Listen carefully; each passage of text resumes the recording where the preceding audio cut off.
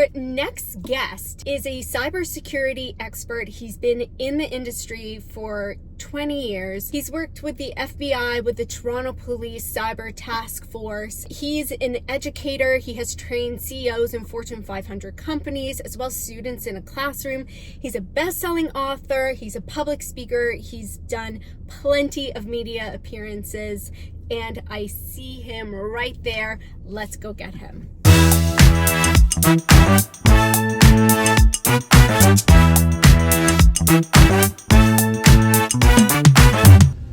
Hey, need a ride? Oh my God, perfect timing. Come on in. Hey, Danny Pehar. Sharon, I'm good. How are you? Thank you for picking me up.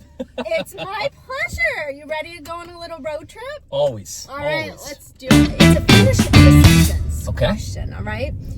If privacy was like a fish, what would privacy be?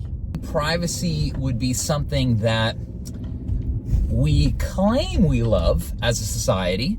Like a lot of people may say, you know, we love the oceans, we love we love animals, we love fish, but we don't always act like that. But we certainly don't act like that with all the polluting we do of it. So I think with privacy, I think we claim that we want privacy, and we claim that privacy is very important to it. But my God, the things that I see people do online and the things that I see people give away online by clicking some contract that they haven't read, where they're literally signing away everything, we don't act like it. Spoken like a true consultant, finding an answer to something that is very difficult to answer. Speaking of fish, you want to hear something really funny? Yeah, let's hear it. All right, so the reason why we hiccup is because fish close their gills to prevent water from going into their lungs. Okay. And because of our ancestry path, the reason why we hiccup is because of the reflexes that we picked up as fish when we had to close our gills. And so if you want to stop hiccuping, Danny, do you know what the trick is? Go in water? No. You have to remind yourself that you're not a fish. Not only that, you have to believe that you're not a fish. It's not enough to say, I'm not a fish.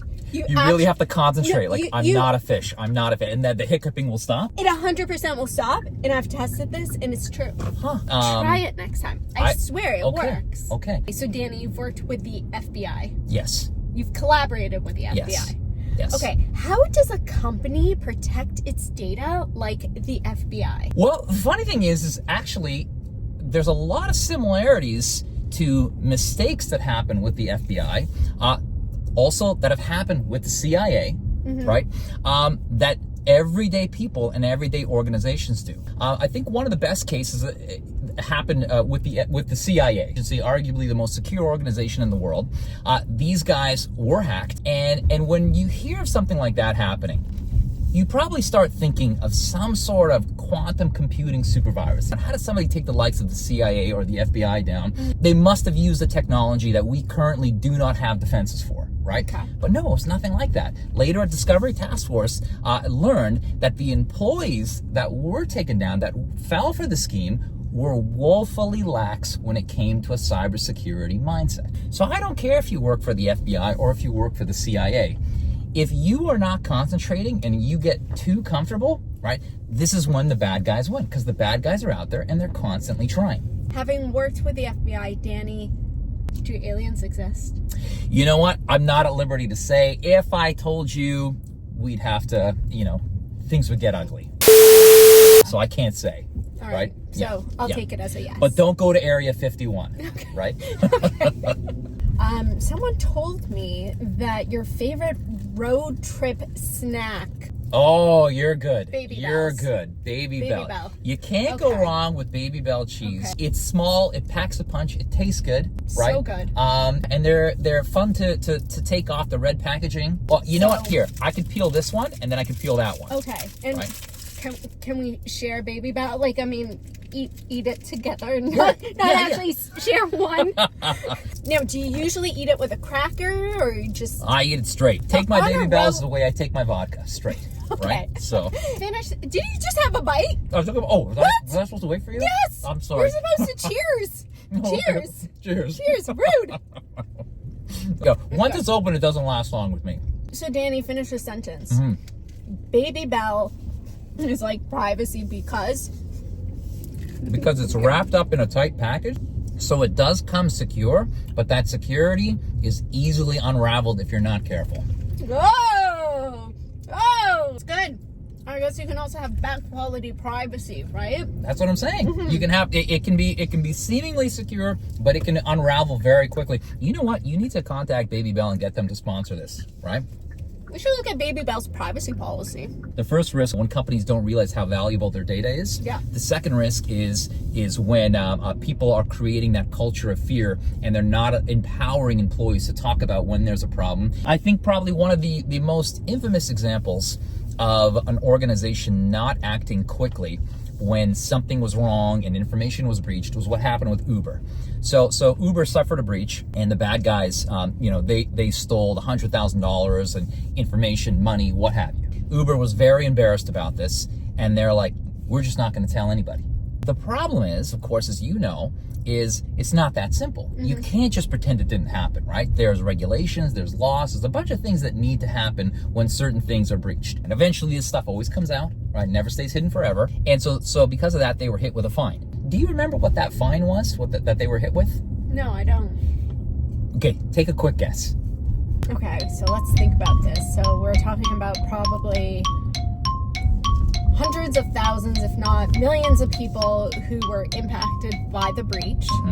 The fact that they did not report it would probably increase the fine as well. So let's say 5 million. Definitely much better than what most people answer. Uh-oh. It was $148 million. Okay? Oh, shit. $148 million. So it's definitely a risk when you try to empower employees by fear, because how much better would that have fine been if they acted on it properly, and if people weren't afraid of being embarrassed. The fact of the matter is the bad guys already want us to be embarrassed. So when our employers are telling us, you need to be embarrassed, or you should be embarrassed, or you're going to be fired, or sometimes even not even to that extent, maybe it's not a question of being threatened to be fired, but maybe it's a question of even creating a culture of victim shaming, right? Like, look at these idiots, I can't believe they fell for that. Every time we say something like that, we are inadvertently sending out a message that if this happens to you, you better not tell me, but we need them to be able to talk about it. And then the third risk I would say is when people think that these sorts of conversations are only for the executive team.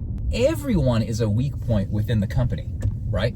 Employees, a lot of times where the criminals, what they'll do is they might breach someone that is an executive, or they might pretend they're an executive, but they might breach somebody a little bit lower level, and they'll use that person to create a domino effect that leads to a breach. Anyone that has access to that data, they need to be involved in this training. They need to be involved in this information. It can't just be executives, or it can't just be certain higher-ups. Okay. Right? And the myth is when someone says, why would somebody target me? Right? That's probably one of the biggest barriers that I have. Before I give anyone any tips, before I talk about the do's and the don'ts, I really need to lay the groundwork for that, because if I don't, all the do's and don'ts in the world aren't going to make a difference. I find that so interesting, and I also talk a lot about that with my clients who very similarly say the same thing to me. We're not a massive bank, and we're not a Google or a Facebook. Why would anyone want to hack us?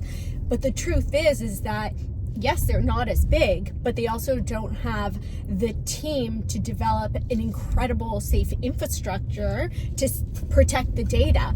And that's exactly why they're such a great target. Yeah. Right? They don't have to collect as much information. No. The data doesn't even have to be all that sensitive, but the fact that they're so easy to target makes them a number one target. 100%. The other myth would be when somebody says, hey, make sure we train just the executives. And I hear so many organizations still to this day, they'll say, we're doing something, but we're only doing something for the top brass, right?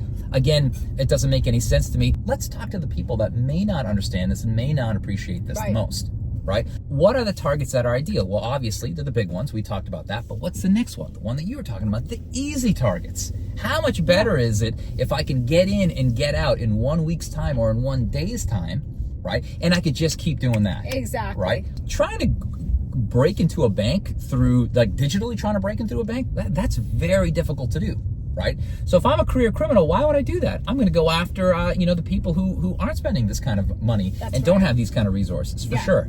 We're now at number one. So the number Yes. one practical solution you would give to any organization when it comes to privacy and security training. One of the things that I see a lot of organizations doing this, and I really like it when I see this, is they'll start something in October, Cybersecurity Awareness Month, and they'll pick a theme, and that for whatever reason, whether we're starting in January, February, whatever, they'll say, guys, we're starting this.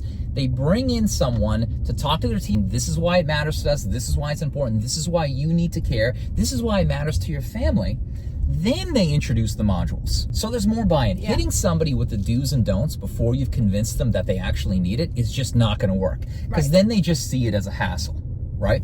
But if they believe, like, whoa, wow, like, this is real, right? And not only that, it's going to affect me as, it's going to affect me when I go home. It's going to affect me with my family. All of a sudden, they've got the buy-in. Then you can roll out the modules. But they need to care first, right? Whereas with a lot of these employees, they haven't been told anything about it. They haven't heard anything about it. They don't appreciate why it matters. And then they're being told, by the way, this is mandatory. So they just see it as a hassle. And boring. Hassle and boring. And the term gamification, and I was accused of doing this myself, and I've created a lot of these things too. I think, I'm sure I'm going to get some flack from people for saying this, but so let's say I say to you, hey Sharon, like, what's the worst, most boring topic you could possibly think of? So let's say you tell me lawn. Lawn care is very boring to me, Danny. And I say, okay, Sharon, I'm mandating a course, and it's going to be long, and I know you got a busy day, but you have to take this course. You have to finish it by Friday, right? And you're thinking, yeah, I have a pro that takes care of my lawn, and you're thinking, this is such a hassle to me. But I say, don't worry about it, Sharon. I've gamified it. It's now a crossword puzzle. Are you suddenly going to say, well, that changes everything, right? You're still not going to care. Right. It's not like anyone's thinking, oh my God, this is such fun gamification. I'm learning it, not even realizing it. So what you're saying is you need to humanize the experience. You need to get the buy-in by letting the employees understand maybe why it's important to them as an individual first, why it's important to them and their families and just their personal life.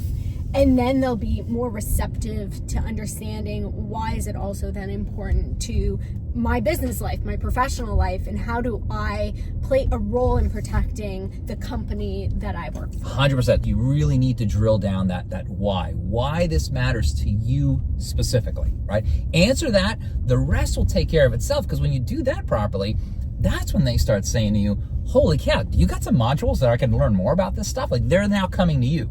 Okay. Right? Yeah. All right, I get it. I feel like you must have worked up an appetite. Oh, so well, thank you very go. much. Okay, this is like I'm like the parrot. These are the crackers, right? Keeps me going. I've gamified this. You've gamified your it. favorite thing. I've gamified it. The more you tell me, the more Babybel you get. So I love there it. you go. I love it. Okay, very All good. right, Danny, I'd like to play another game with you. Okay. A rapid fire question session. Sure. And by the way, I've stopped my car, so I'm not driving while I'm looking at my Thank you. questions. Thank you for Just so you all taking know, into consideration I'm a responsible my driver. safety. Yes. All right. Thinking. Are you going Go. to eat the baby cheese before? Or No, I'm gonna save it Okay. for see how well I do here. All right, here we go. What's worse, bad coffee at a client site or a room without Wi-Fi? A room without Wi-Fi, definitely worse. Give a privacy tip in 5 words or less. You are at risk. Oh, damn. Do you really read the privacy policy, Danny? Yes.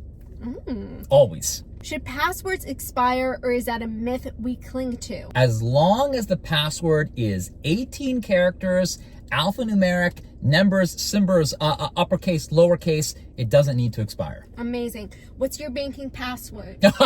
1, 2, 3, 4, 5, 6, 7. Okay. What is the first app you check in the morning? LinkedIn. Boom. You made your baby So bell. that's it. Okay, beautiful, awesome. That was intimidating. That was intimidating. good. But yeah, thank you.